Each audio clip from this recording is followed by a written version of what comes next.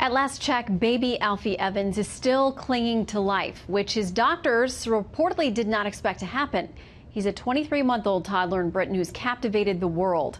Hospital authorities say he has no chance for a life moving forward, so they've taken off his life support. So he's not getting food, but water and reportedly some oxygen. His very distressed parents staying by his side. They want to take him out of the country for alternative care, but they've been stopped by the British government. Dr. Mark Siegel is a Fox News medical contributor and joins us now to talk about this tough case. Doctor, thank you for being with us tonight. What do you make of where we are in this case? This is really a shocking case, Shannon, because so many people are conflicted over this and there's so much debate. But what's shocking about it is it's not just a rationing case. It's not just a case where the National Health Service, which is not surprisingly very, very unpopular in Great Britain right now, coming out of a recession with all kinds of rationing going on, that they would decide to save money by cutting back and saying, well, what about the quality of life here? The child had so many infections, has had seizures, is brain damaged, we're going to pull back.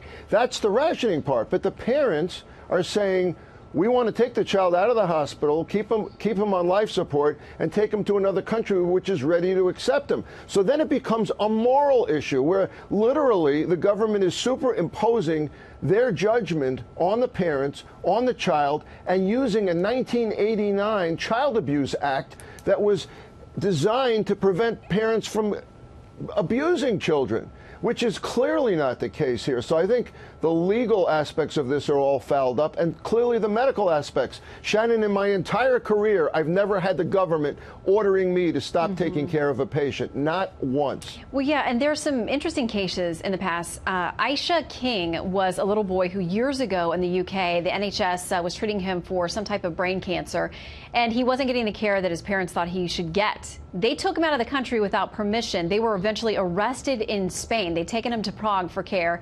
They now celebrated 3 years cancer-free for him. So there was another treatment somewhere else, another country, another place that was willing. And in their case, it worked. These are UK parents.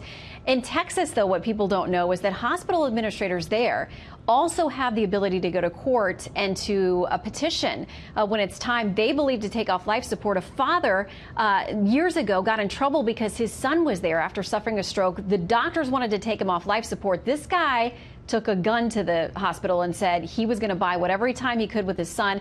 There was a big standoff. Eventually, he served time in jail, but his son is fully recovered. I mean, is it fair to say that doctors don't always know exactly what's going to happen in every case? Yes, Shannon, and by the way, in addition to Texas, those laws are in existence in Tennessee and Connecticut in the United States, so it's a fair point you're making that it's not just the UK. But to your other point, of course we don't always know. And you know what really bothers me about Alfie Evans? We don't even have a diagnosis here. I mean, I haven't seen, obviously, all of the imaging. I haven't examined the patient, but the doctors can't even tell us what he's suffering from, just that he's getting worse. So, of course, we would want another set of eyes on it. We would want other physicians involved. We would want other hospitals involved.